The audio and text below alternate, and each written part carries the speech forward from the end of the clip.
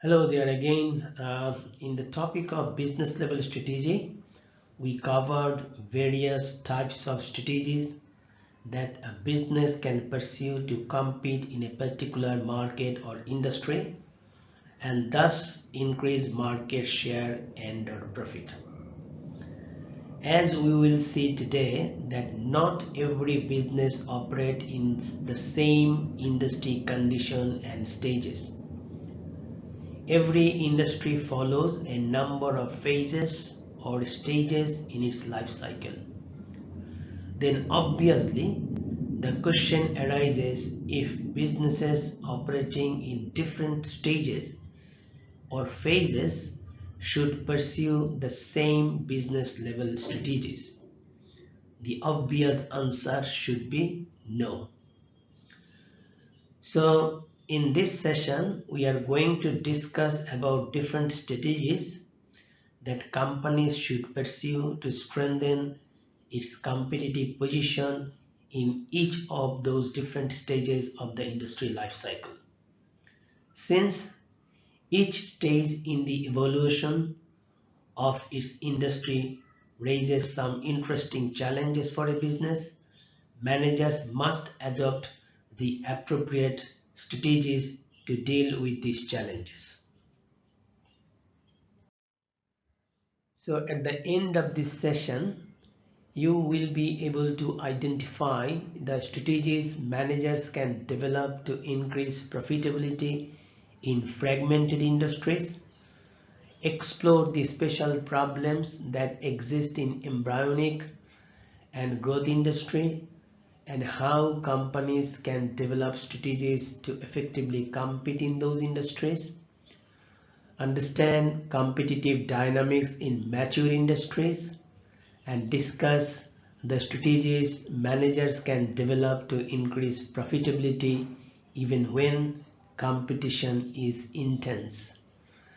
And finally, you'll be able to outline the different strategies that companies in declining stages or industries can use to support their business models and profitability.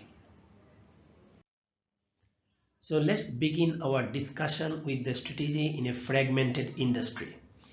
This is an industry which is composed of a large number of small and medium-sized companies such as the dry cleaning, hair cutting business, local tailoring shops, and restaurant industries. They're not so powerful when we consider the Porter 5 forces model. Rather, their buyers are powerful, their suppliers are powerful too because there is a lot of competition in there, and the risk for potential entrants is also high. Pretty scary, isn't it? So why the industry is fragmented? There are several reasons for that. First of all, the industry is fragmented because of the lack of economies of scale. Because their market share is so small, the companies operating in a fragmented industry only produce in smaller quantity, which does not allow them to achieve economies of scale associated with larger market size.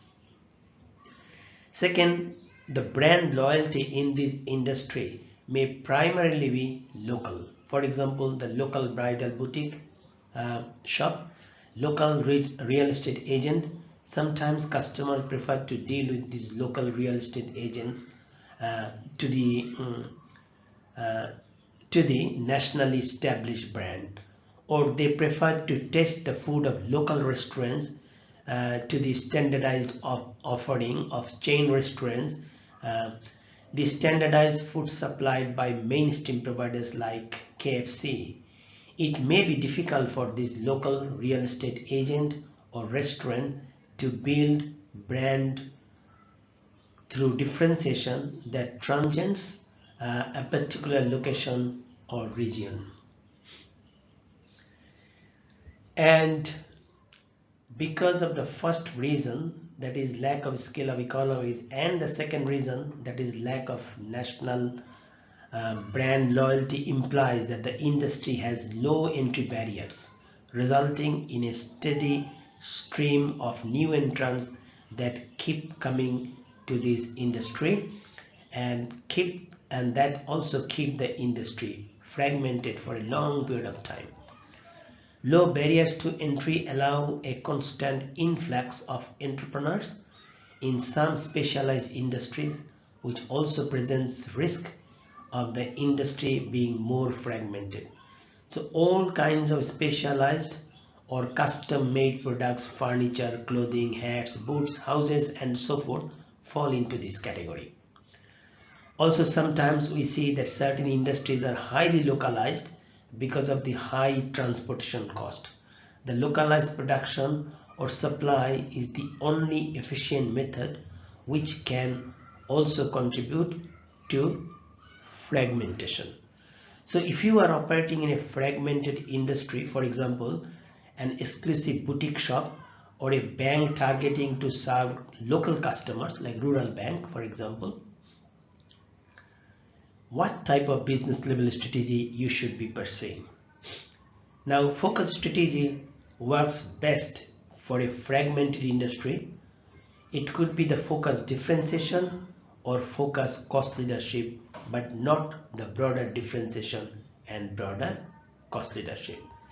The company should be avoiding using broader low cost or differentiation, as it is not competing nationwide or internationally, where economies of scale is easier to achieve. And since a company cannot achieve economies of scale and also not competing with a national or international brand, focus strategy is the ideal strategy in fragmented industry.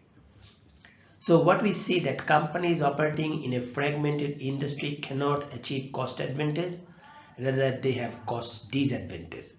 And they also cannot reap benefits that companies with national brand do. For example, they cannot sell in large quantities and thereby expanding market share and charge premium price. So they cannot make above average profit.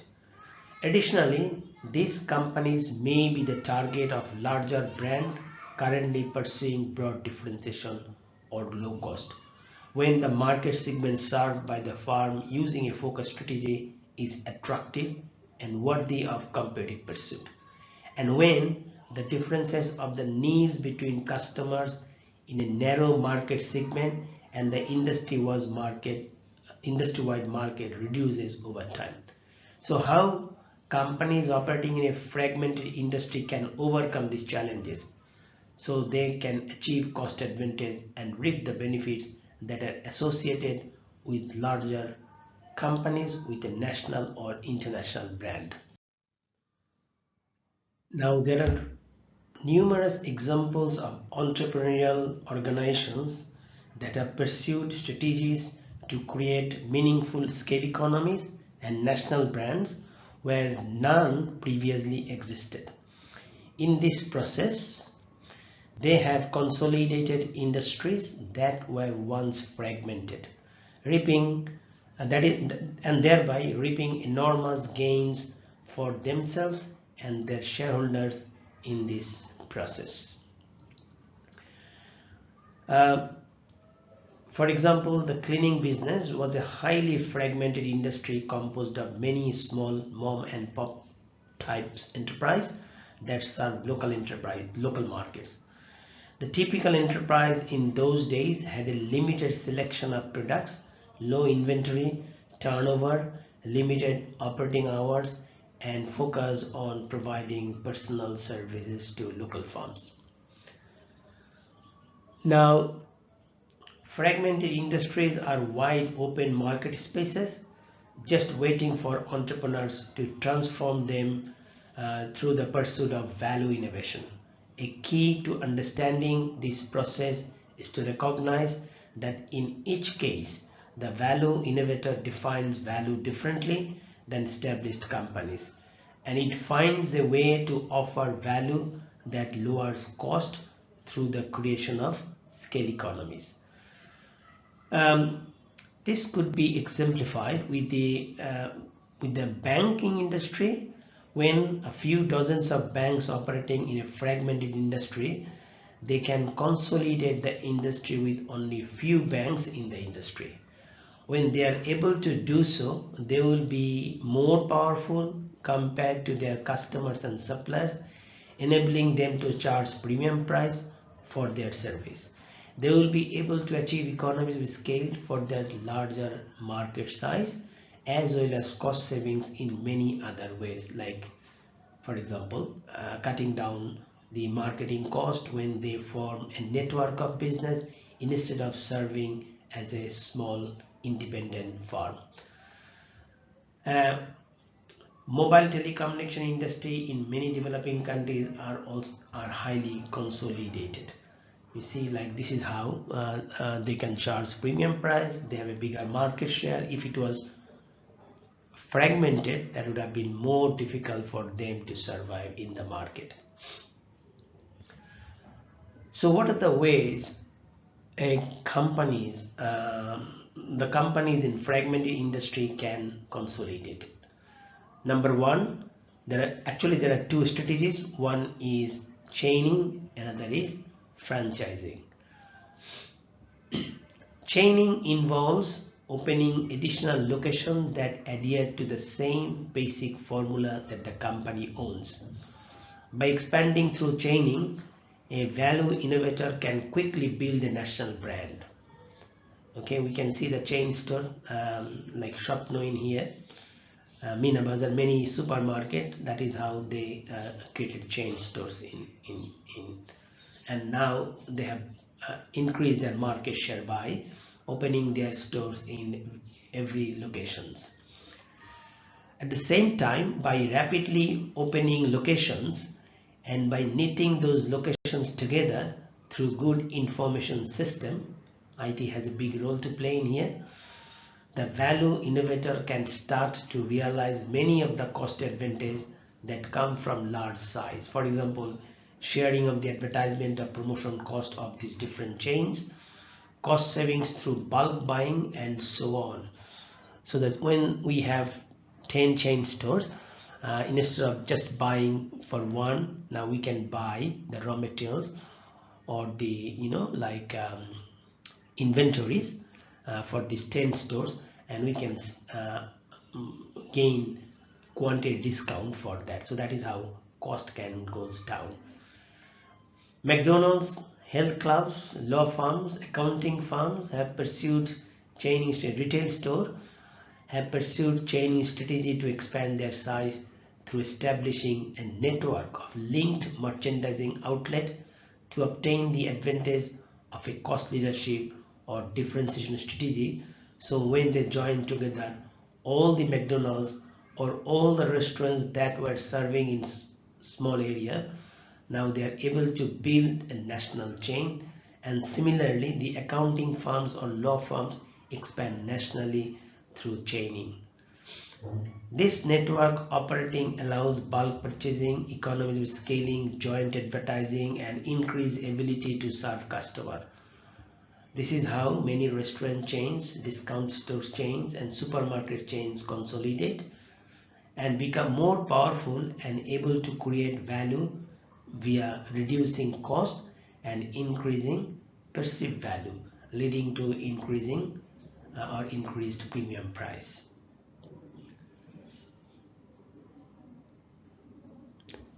The second strategy that companies in the fragmented industry can pursue is called franchising, which is very similar in many respects to chaining, except that in the case of franchising, the founding company or the franchisor grants to its franchisee the right to open and operate an enterprise in a new location and use the franchisor's name, reputation, and business model in return for a fee and often a percentage of the profit. There are some advantages of using franchising strategy. Normally, the franchisee puts up some or all of the capital to establish his or her operations. This helps to finance the growth of the system and can result in more rapid expansion. That is how everyone is investing every franchising. So this is how probably this is an easier way to grow your business without without facing much of the trouble in terms of financing.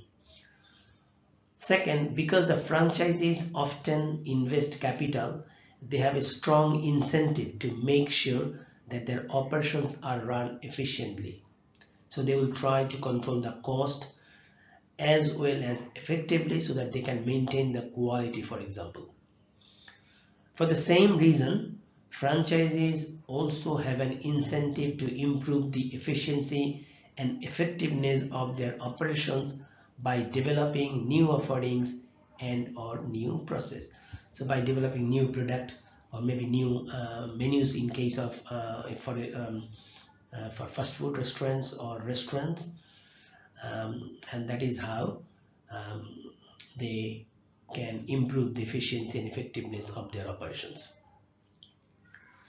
But there are certain drawbacks of this franchising. They are threefold. Number one, there may not be the same tight control that can be achieved through a chaining strategy, as by definition some authority is delegated to the franchisee. In chaining, no, but in here the franchisor delegates some authority.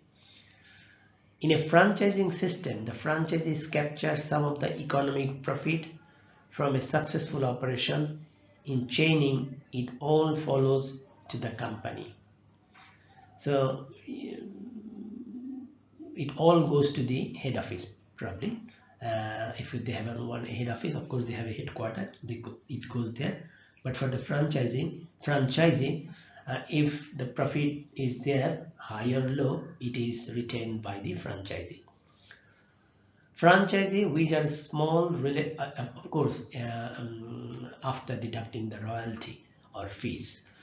Franchisees which are small relative to the founding enterprise may face a higher cost of capital, resulting in higher system cost and lower productivity.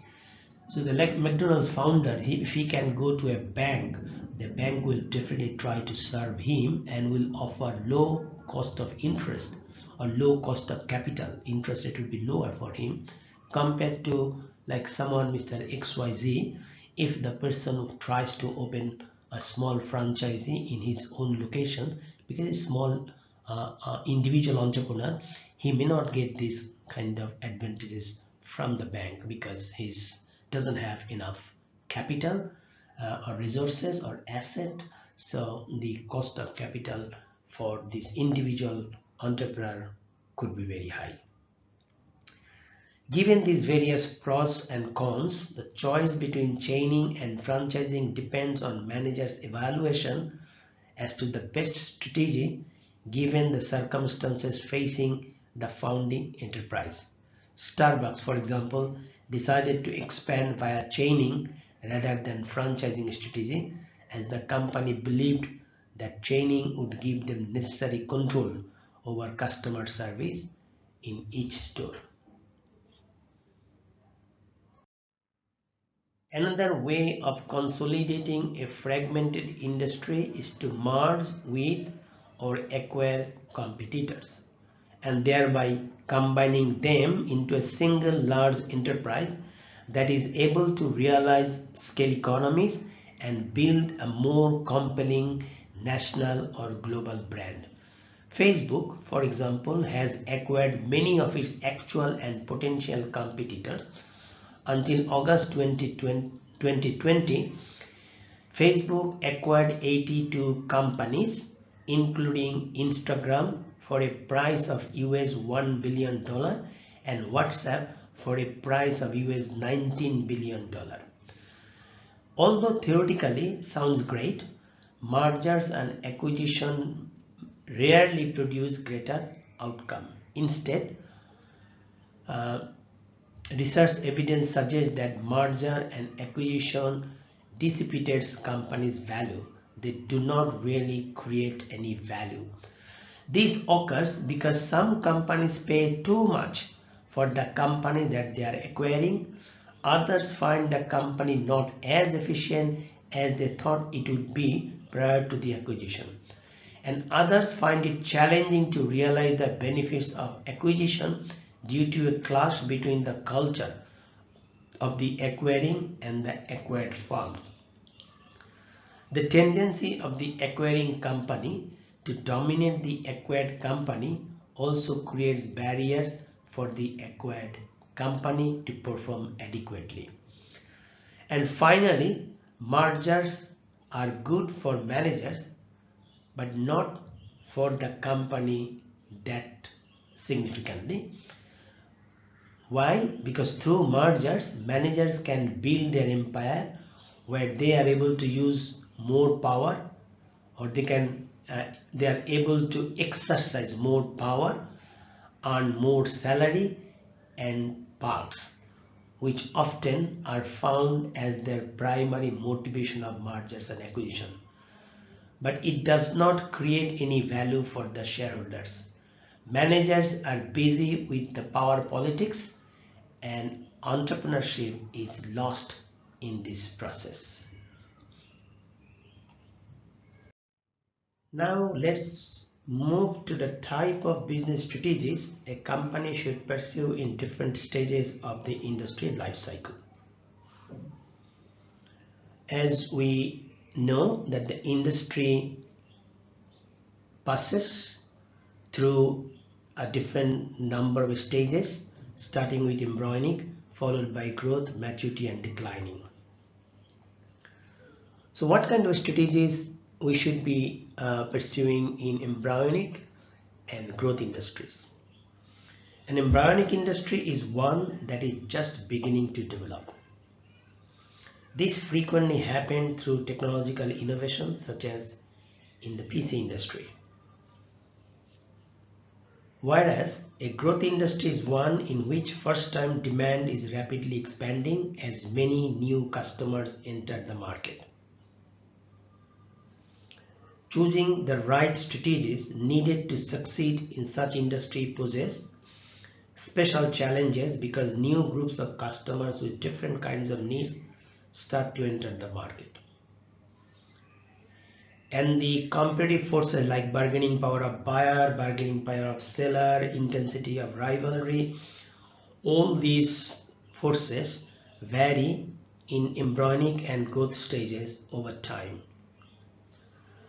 Therefore, managers must develop new competencies and refine their business strategy to stay competitive in future. So, for example, in the declining industry, the intensity of rivalry would be very high compared to that in the growth stage of the industry. In matured industry, the bargaining power of buyer would be high, much higher than that we face in the growing industry. Okay, now in embryonic industry we have very limited customer demand for our products. This is due to limited performance and poor quality of the first products. Say for example, the first COVID-19 vaccines. We can see the performance is not that good, and the quality is also not that high, or sometimes questionable. Many people died because of this. Not many, maybe a number of people died due to the development of blood clotting after injecting the AstraZeneca vaccine. So what is happening now? Many other companies are in the process of developing the quality, further development of the quality. So that is why it is still in the embryonic stage. Customers are unfamiliar about how new product can create value for them. Many customers are still confused about how this vaccine is going to protect them from the virus. Distribution channels are poorly developed to get the product to the customers, and that you see many countries are actually struggling to get the vaccines that are basically developed in UK and USA. to their own jurisdictions, like Johnson & Johnson, Moderna and AstraZeneca, Pfizer, BioNTech. We can see that many countries are still struggling about how to get the supplies. And then the lack of complementary products that might increase the value of the product for customers. You see, the mobile phones, smartphones sales have increased because of so many apps now developed that you can use in your mobile phone. So that is a more complementary products. And that doesn't happen in the beginning of the industry's development. It started actually when the industry was growing, and still now and in the declining or the maturity level, it is more and more apps are being developed so that the demand for the smartphone does not reduce. And the fourth one is high production cost because of small volume of productions.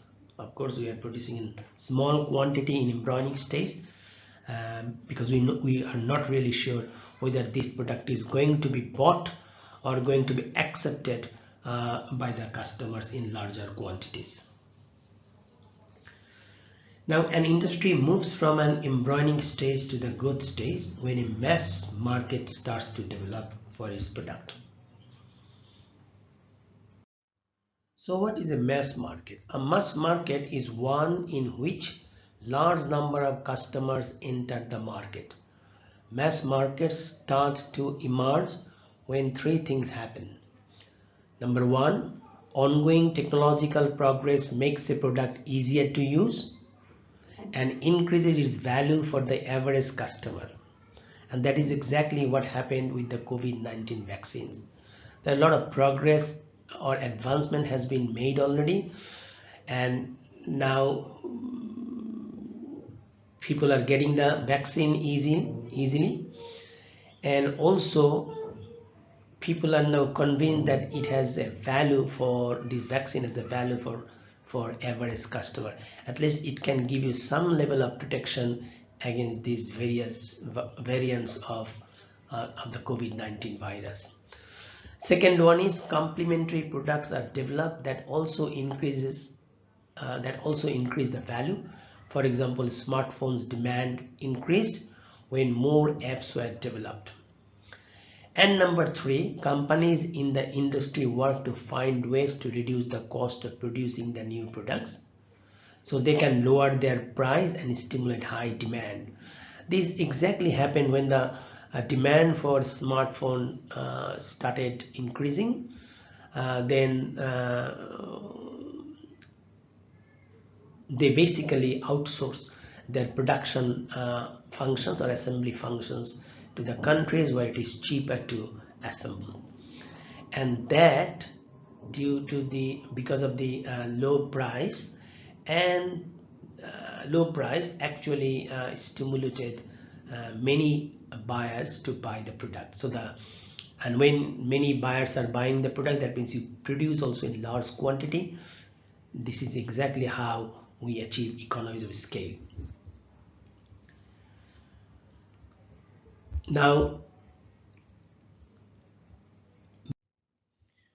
managers should be able to understand how the needs of customers changes over industry life cycle, and accordingly they should develop new strategies such as building competencies to lower production cost in growth stage that will safeguard and strengthen their competitive positions. Now, different groups of customers with different needs enter the market over time. Growth follows, and we can see this figure in here. This is the market development, how the market is developed, and what are the different kind of customers groups who join the market in different stages, and what are the challenges that managers face with this group of customers and the stage of development. Growth follows an S-shaped curve because as the stage of market development moves from embryonic to mature, customer demand first accelerates and then it goes down as the market approaches to saturation point where most customers have already purchased the product for the first time and demand is increasingly limited to replacement demand. This curve has major implications for a company's differentiation, cost and pricing decisions. Now the group of customers who entered the market with different needs at different time periods are actually shown in the right hand side of this slide. They start with the innovators, who are basically the technocrats type of customers who are delighted to be the first to purchase and experiment with a product based on a new technology. Okay, so second one is early adopters, who understand that the technology may have important future applications and are willing to experiment with it to see if they can pioneer new uses for the technology. Early adopters often envision how the technology may be used in the future and they try to be the first to profit from its use. And the early majority, they form the leading wave of age of the mass market. So mass market actually starts from here. Huge influx of customers then enter this growth stage. Customers in the early majority are practical, generally understand the value of new technology, and they weigh the benefits of adopting its products against their cost and wait to enter the market until they are confident they will benefit. The late majority are customers who purchase a new technology or product when only it is obvious the technology has great utility and is here to stay. So they see basically that they cannot live without this technology, only then they enter the market. A typical late majority customer group is somewhat older and more behaviorally conservative set of customers. They're mainly conservative and normally old group of customers. And laggards, the final one, they enter the market at the last stage. They are people who are inherently conservative and unappreciative of the use of new technology. They do not appreciate, but they also have no other options but to use it. Laggards frequently refuse to adopt new products even when the benefits are obvious or unless they are forced to do so by circumstances, for example due to work related reasons. Many people are, during the COVID pandemic condition, many people are now working from home and now they have to learn all these different kind of technology like Google Classroom, like Moodle, so many different types of technologies that they are learning, but they are not really willing to learn, but they're forced to learn. So these are the laggards group of people, okay, that are not appreciating these softwares or apps, but they have no other options but to use it. This figure actually shows the market share of different customer segments in the different stages of in the industry life cycle. Actually, you see, when the product is introduced, or probably 2.5% people, 2 to 2.5% people, they are innovators. So that is only 2.5% people are buying our product. Then when people are able to understand the benefit of it, then many people join, many people start buying the product, like early adopters, and then early majority. And you see, until early majority's end of it, you can see that the industry is still growing. The industry is started growing really sharply with early adopters and early majority, and then it has come to the peak point in here, and then the late majority people come, And when the industry is at a really declining stage, the people who are laggards, who have no other option, those people actually join. So most of the people, 68% people are actually the major buyers. Some of them are in the growth stage and some of them are in the late majority stage. So now you know that we have only few people are buying at the innovation embryonic stage. The innovators are seen at the embryonic stage. So only few people. So what we need to do, we already know that we need to improve the quality of the product, defects should be fixed, and the price should be, and the company should be doing everything to cut down to lower the cost structure so that they can attract many more customers, and also do a little bit of marketing in here, not little bit, actually good marketing, so that you can educate your customer about the benefit of the product, and then people join and other people will be joining eventually.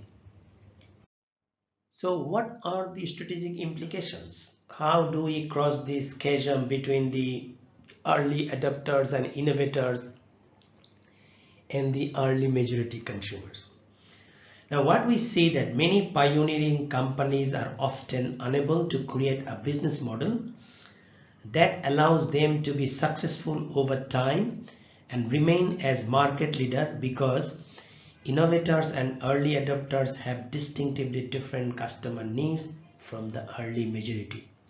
So managers need to have different strategies for different group of customers at different industry life cycle stage, because we know that the customers actually differ.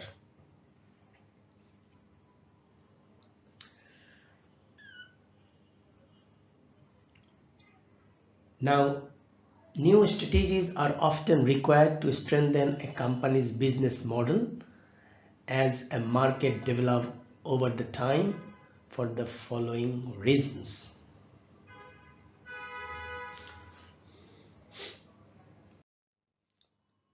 So now let's see how these two group of customers differ in terms of different aspects. You see, innovators and early adopters, and the other group is early majority. So there is a chasm between these two.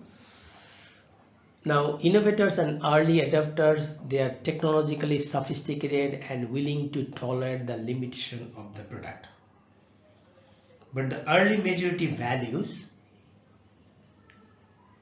they value ease of use and product reliability. Innovators and early adopters are typically reached through specialized distribution channels, and products are often sold by word of mouth. But the early majority uses mass market distribution channels and mass media advertising campaigns that require a different set of marketing and sales strategies. And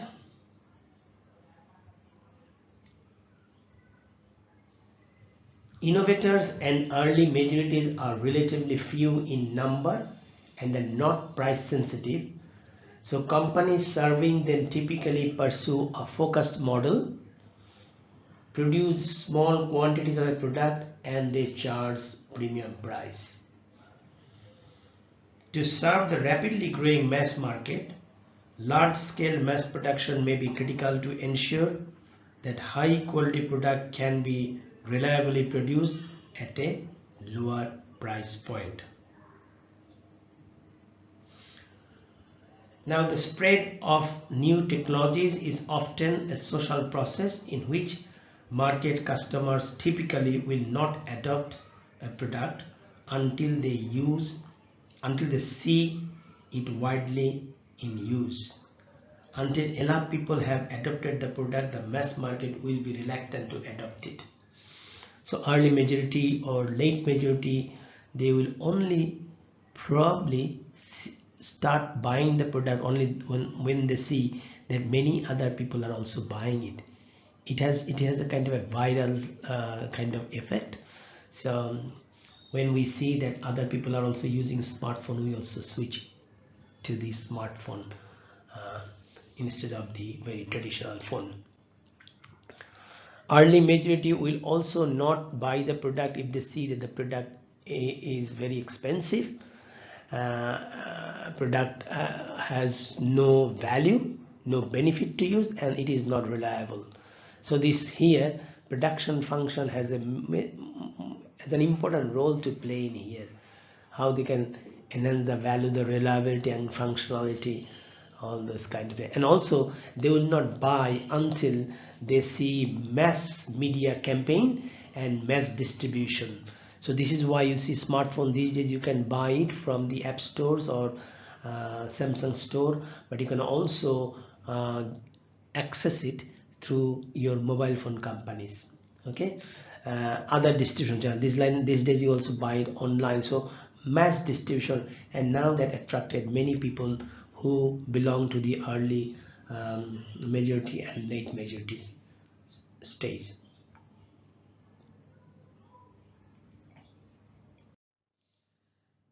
So the business model and strategies required to compete in an embryonic market populated by early adopters and innovators are different from those required to compete in a highly growth mass market populated by early majority. As a consequence, moving from an embryonic market to a mass market is not easy and smooth. Instead, it represents a competitive chasm. Thus, although embryonic markets are typically populated by a large number of small companies, once the mass market begins to develop, many companies actually go out of business. Okay, so managers in embryonic and growth industries must learn how to compete for the mass market and to cross the occasion successfully. As I just said, failure to do so results in the company going out of business. So let's find out what the company needs to do to move from the early adopters, sorry, to move from the, not the early adopters, to move from the innovators to the early adopters market. The company must correctly identify the customer needs of the first wave of early majority users, who are the leading edge of the mass market. Number two, they must adjust their business models by developing new strategies to redesign products and create distribution channels and marketing campaigns to satisfy the needs of the early majority. You need to understand what the customer needs are of the early majority group. You need to redesign products and create the distribution channels and marketing, wider distribution channels and mass media marketing campaigns. Then the managers must have a suitable product available at a reasonable price. As I said, the price also should be lower to sell to the early majority when they begin to enter the market in large numbers, because that is how the demand and the market share will increase. At the same time, the industry pioneers must abandon their outdated focused business models. So you do not use the focus model that you are using for the innovators. You change it. Now have a new kind of models for these early adopters. They need to develop the strategies necessary to pursue a differentiation or cost leadership business model in order to remain a dominant industry competitor. If you are focusing on more on the value creation in terms of the innovations, quality and customer responsiveness, then you follow or you pursue differentiation strategy. Or if you just focus on creating value by lowering the cost structure, then you pursue or managers pursue low cost strategy. Focus strategy is not going to work in the early majority anymore because of the differences of the customers in this stage compared to the customers in the innovator stage. So managers must understand that different markets develop at different rates, and a number of factors explain this variation in market growth for different products. The first factor that is called relative advantage, which is the degree for which a new product is perceived as better at satisfying customer needs than the product it supersedes. The second factor of considerable importance is complexity, and the products that are viewed by consumers as being complex and difficult to master will diffuse more slowly than products that are easy to master. Then comes to the question of compatibility, which refers to the degree to which a new product is perceived as being consistent with the current needs or existing values of potential adopters. Another factor is trialability, and we often see that IT-based companies, especially if you see Microsoft Word 365, they allow their potential consumers to use it for free for 1 month. So that means try it for 1 month, and if the customers like it, then they buy the product. So this is why trialability is an important factor, and in this way the potential customers can experiment with a new product during a hands-on trial basis for a month or some time. Now, observability is another factor, which means the degree to which the results of using and enjoying a new product can be seen and appreciated by other people. And that also happens in the case of smartphone. We see how our friends, our colleagues and relatives are using those products and how they are being benefited. That often induce us to buy this smartphone, and that is how the smartphone market has grown extensively at a very high speed. And finally, the viral mode of infection. That means the lead adopters in a market who become infected with the product. So maybe some of the social leaders or opinion leaders, they probably use this product, and by seeing them using the product, they actually infect other people, making them adopt and use the product. And these are the factors that plays an important role to affect the speed with which a particular market develops. Let's find out what types of strategies companies in a mature industry are required to pursue. Companies in a mature industry are concerned with two issues. One is how can they prevent new entry into the market, and the second one is how can they manage rivalry between them. That means between the companies that operate in a mature industry. A mature industry is commonly dominated by a small number of large companies. Although a mature industry may also contain medium-sized, small as well as specialized companies, it is actually the large companies that often determine the nature of competition in the industry, because they can influence the 6 competitive forces as we discussed previously in Porter's competitive forces model.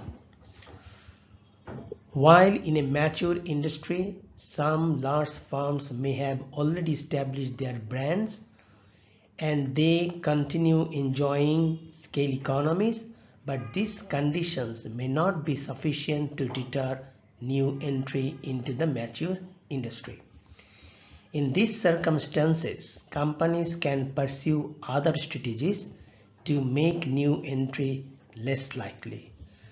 These strategies include product proliferation, technology upgrading, strategic commitment, and limit pricing.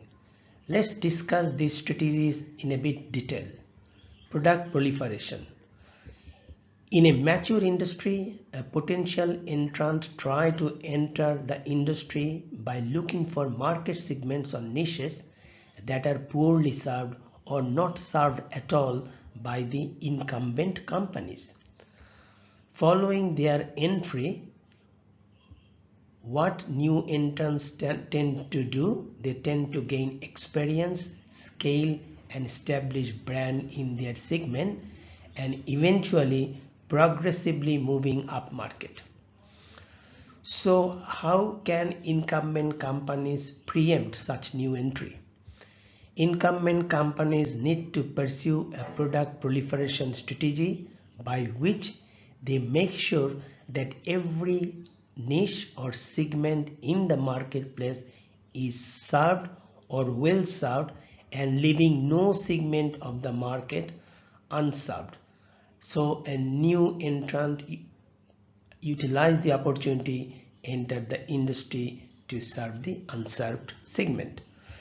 Say, in an industry that makes carry bags, in a mature industry, it should make bags for every segment of the market: primary and secondary school children, university students, office executives, people with disability, and so on and so forth.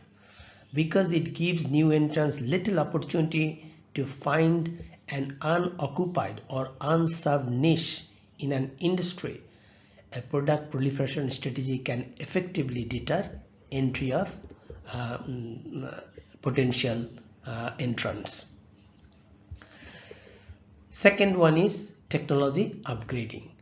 Technology upgrading involves deterring potential entry through involvement in state-of-the-art technology that the new entrant would have difficulty matching and still be able to be profitable. So normally state-of-the-art technology requires huge investment, and the incumbent companies are probably capable of investing that resources, but for a new entrant it is going to be a high costly proposition, and that may actually enhance their cost structure compared to the cost structure of the incumbent companies. So it would not be a profitable idea for a new entrant to invest heavily in the state-of-the-art technology. Third one is strategic commitment. Strategic commitment are investment that signal an incumbent's long-term intention or commitment to a market or segment of that market. It involves raising the perceived cost of entering a market, thereby reducing the likelihood of entry. So strategic commitments that might act as an entry deterrent include investing excess productive capacity or making significant investment in basic research, product development, or advertising or promotion beyond those necessary to maintain company's competitive advantage over its existing rivals. This is how an incumbent company actually gives the signal to the potential entrants: look, I have got serious commitment and interest in this market, so please stay away from coming to this market. Now, incumbents might also be able to deter entry if they have a history of responding aggressively to new entry through these types of strategic commitment. Probably some other companies try to enter a mature industry, and some of the incumbents actually like adopted some aggressive strategies like limit pricing or many other kind of investment in strategic asset. So they were discouraged to to enter that mature industry. And the fourth one is limit pricing. In case of limit pricing, what companies actually does, it charges a price, it charges a price that is lower than that required to maximize profits in the short run, maybe for few months, but the price is above the cost structure of potential entrants. So we say, for example, an incumbent company's cost is say $10, and the potential new entrants cost, normally it is very high, you know that, because of their fixed cost is high, so their cost structure is generally much higher than the incumbent companies. So their cost is say $13. But what the incumbent company does, they do not charge a price which is higher than the cost of the incumbent, which is $13 or $14, but they charge below the cost of the potential intern. So the incumbent company can charge something like $11. So incumbent company can still make profit, but they are charging the price which is much lower than the incumbent cost structure. So this discourages incumbent company to enter the market, because they won't be able to even cover their costs, because they won't be able to charge price which is higher than the industry average price. Now a limit price strategy may be used to deter entry when incumbent companies in an industry enjoy economies of scale, so they have their cost is already down, but the resulting cost advantage are not enough to keep potential rivals out of the industry. So the cost is low because they have achieved economies of scale, but it is not low enough so that other companies do not consider entering that market. So some companies still think that they can enter this market and still can be profitable. So in that kind of cases, we charge limit price. Usually, and I have already mentioned in other courses, in other sections or other chapters or other sessions, that cost structure is usually higher for the new entrant because of the high fixed cost than the incumbents. Now, so these are the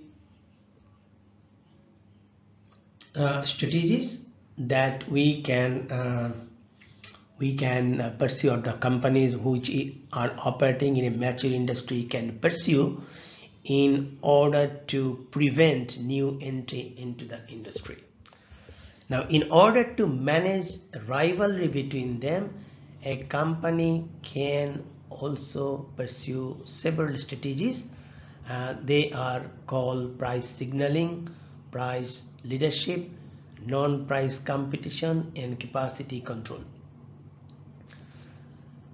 Now, price signal. Let's start with the price signaling. Price signaling is the process by which companies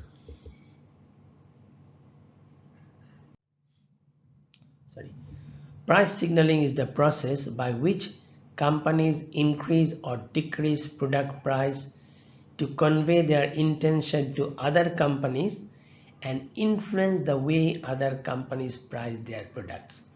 So, companies may use price signaling to announce that they will vigorously respond to hostile competitive moves that threaten them. So we are actually setting the price to give the signal to other companies. Look, if you reduce the price, we'll reduce the price. If you increase the price, we'll also increase the price. This is a tit for tat kind of strategy, which is well-known price signaling maneuver in which a company does exactly what its rivals do. That is, if the rivals cut prices, the company follows. If its rivals raises prices, the company also follows. By consistently pursuing this strategy over time, a company sends a clear signal to its rivals that it will mirror any pricing moves they make. Mobile telephone companies are now engaged in this sort of competitive action. A tit for strategy can be a useful way of shaping pricing behavior in an industry. So even if the company wants to or intends to reduce the price to attract customers, they they may not actually in fact do it, because they know that if they reduce, their competitors will also reduce, so everyone will be a loser.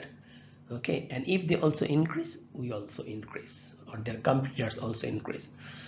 Number two is price leadership. Now price leadership is a strategy through which a company in the industry, that means when a company in the industry takes the responsibility of setting prices that maximize industry profitability, that company assumes the position of a price leader. So in the industry, someone or one company probably take the responsibility of setting the price. Please note that explicit price leadership, or when companies jointly agreed prices, it is illegal under antitrust laws. So therefore, the process of price leadership is often subtle. So we do not do it by announcing it, but it is normally the weakest company in the industry. That means weakest means the company with the highest cost structure is often used as the basis for competitors' pricing. So they basically act as the industry price leader. So they set the price and then other companies follow them.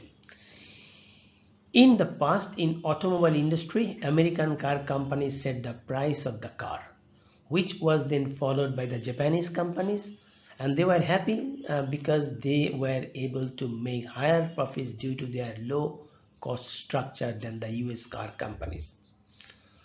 Although this practice can help stabilize industry relationship by preventing head-to-head competition and raising the level of profitability within the industry, it is not without dangers, as it helps companies with high cost structure, allowing them to survive without needing to implement strategy to become more efficient. This behavior may encourage new entrants that have lower cost structure to enter the industry and attack the price leader. If I can explain in this way, so the weakest company, they charges price because their cost is probably $14, and they charge price which is $16. Okay, because it is the weakest company, and then other companies in the industry also follow the weakest company. So someone charges 17, someone charges 15, someone charges around that price. Now this is dangerous because some other new entrant who have core competence to come to this industry, they may say it is an opportunity because their cost could be much lower than the weakest company's cost. That is a dangerous thing. So probably I'm not really sure how the idea of weakest company would be a good idea to follow, but that is one way companies can charge prices.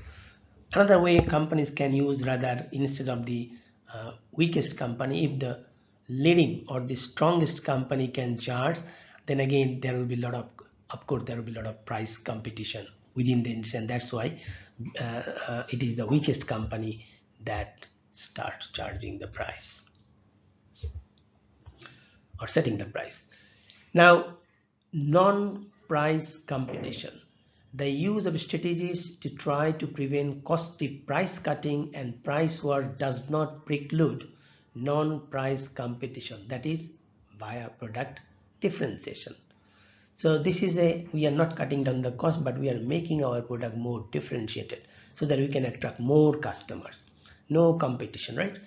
In many industries, product differentiation strategies are used as a principal tool to deter potential entrants and manage rivalry within their industries.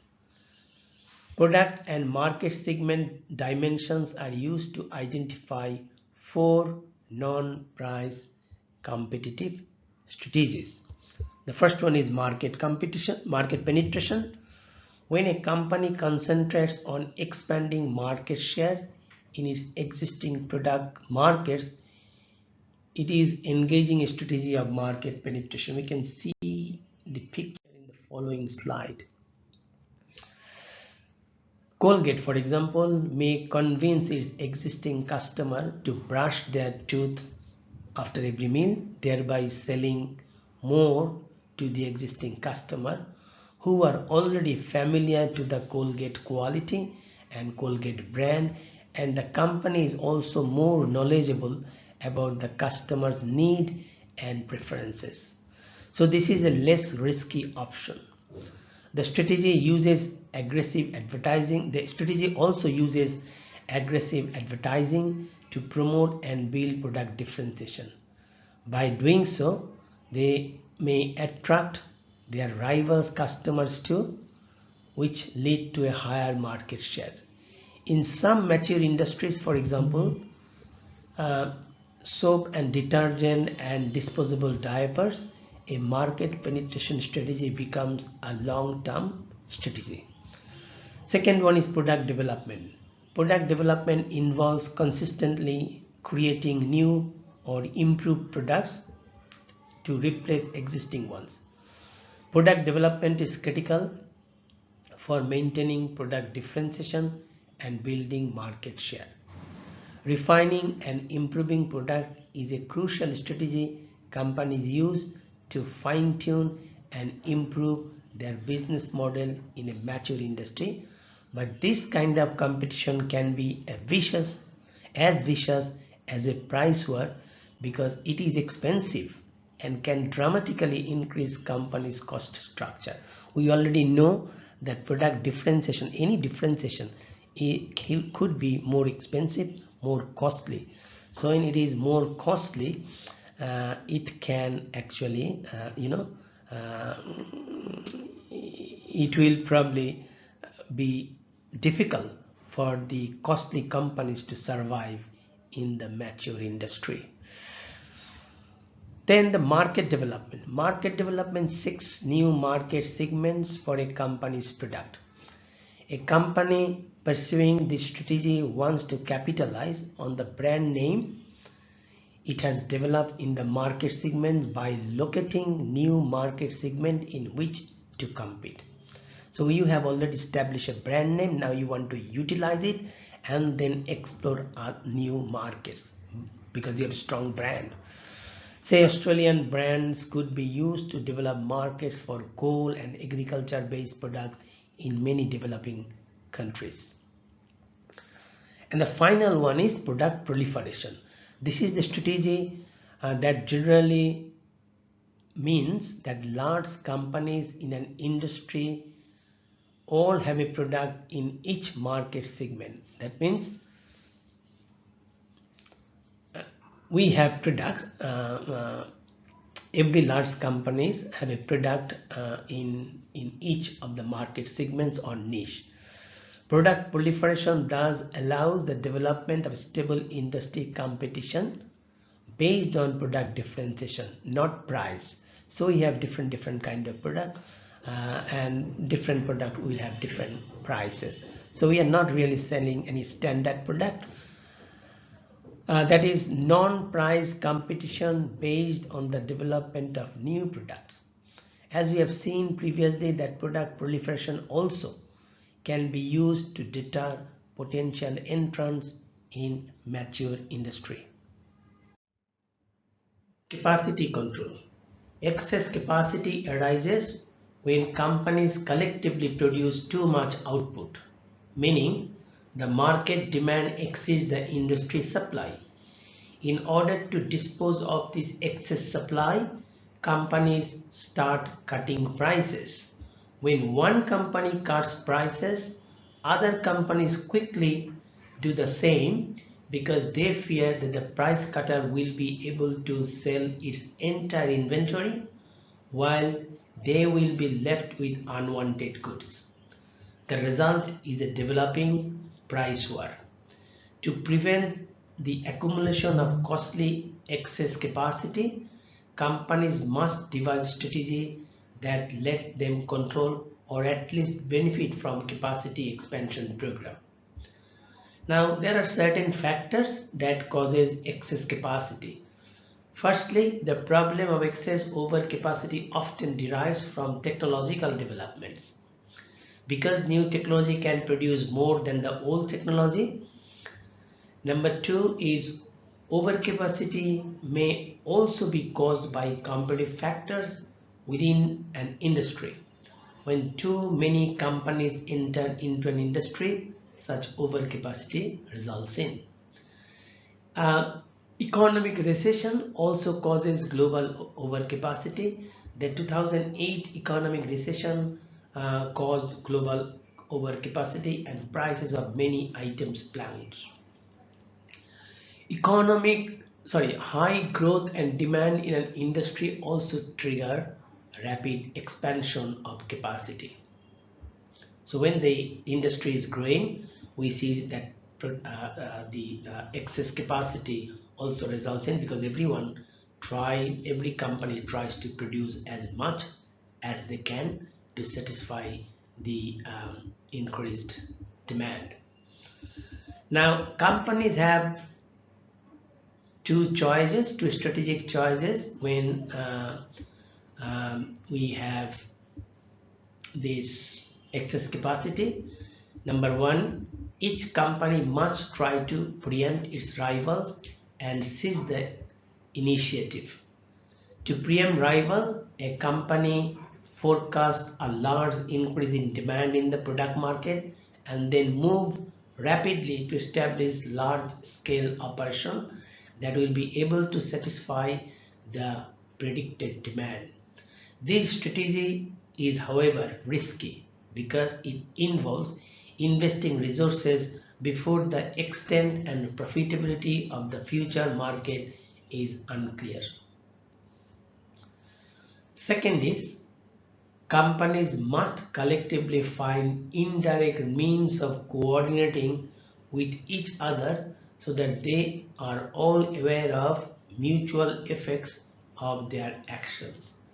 To coordinate with rivals as a capacity control strategy, caution must be exercised because collusion on the timing of new investment is illegal under antitrust law. So now we find out the types of strategies that a company may pursue in a declining industry. There are 4 strategies a company can pursue in a declining industry, which includes leadership strategy, niche strategy, harvest strategy, and divestment strategy. Let's talk about this strategy a little bit more. A leadership strategy aims at growing in a declining industry by picking up the market share of companies that are leaving the industry. The strategy makes most sense when a company has distinctive strengths that allow it to capture market share in a declining industry, and when the speed and intensity of competition in the declining industry are moderate. In order to take the leadership position, companies can aggressively set the pricing, do the aggressive marketing to build market share, and they can also acquiring established competitors to consolidate the industry, as well as raising the stakes of other competitors. The leadership strategy signals to competitors that a firm is not going anywhere and it is willing to stay and compete, and may speed up exit of competitors from the industry. A niche strategy focuses on pockets of demand in the industry where demand is stable or declining less rapidly than the industry as a whole. This strategy makes sense when the company has unique strengths relative to those niches in which demand remains relatively strong. A harvest strategy is the best choice when a company wishes to exit a declining industry and optimize cash flows in this process. This strategy makes the most sense when the firm anticipates a steep decline and intense future competition, or when it lacks strengths relative to remaining pockets of demand in the industry. A harvest strategy requires the company to halt all new investments in capital equipment, advertising, research and development, and so forth. So no more investment on this capital asset. In practice, this strategy may be difficult to implement because employee morale suffers. And if customers realize that what is happening, that the company is stopping all the investment, they may defect rapidly and speed up the decline. And finally, a divestment strategy rests on the idea that a company can recover most of its investment in an underperforming business by selling it early before the industry has entered into a steep decline. This strategy is appropriate when the company has few strengths relative to whatever pockets of demand are likely to remain in the industry, and when the competition in the industry is likely to be intense. The basic options may be to sell the company that is pursuing a leadership strategy in the industry. The drawback of the divestment strategy is that its success depends upon the ability of the company to spot industry decline before it becomes detrimental, and to sell while the company assets are still valued by others. If the company is too late in selling, then it may incur a huge loss. Now these four strategies can be seen in this graph, sorry, in this figure. You can see that in the vertical side, we have intensity of competition in declining industry, and on the horizontal side we have companies' strength relative to remaining pockets of demand. So if we have high competition and few strengths, sell it. If we have a low competition and few strengths, then don't make any further investment, stop it. If we have high competition but we have much strengths, then we can do either a niche or a harvest. We can pursue either a niche or a harvest strategy. Niche means we go to the segments where competition is relatively slow. We move there, or we stop all investment in capital asset.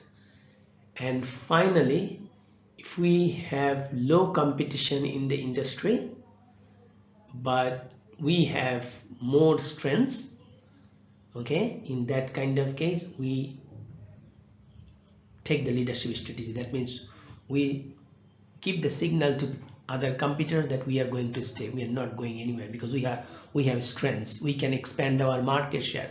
And what we can do, we can buy other companies, we can go for aggressive marketing, aggressive promotion, and that is how and that also gives a signal to the other competitor that probably it is not our area to stay anymore, we just leave, and then the leader become more strong. Okay, with that we finish in here.